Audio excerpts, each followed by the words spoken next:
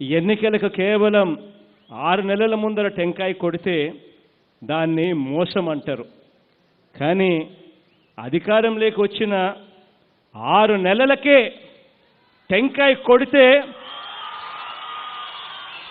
దానిని చిత్తశుద్ధి అని కూడా అంటారు.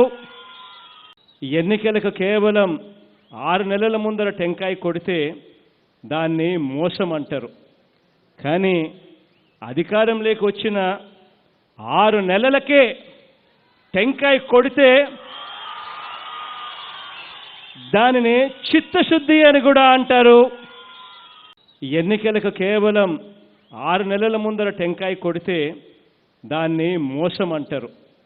కానీ అధికారంలోకి వచ్చిన 6 నెలలకే టెంకాయ కొడితే దానిని చిత్తశుద్ధి అని కూడా అంటారు.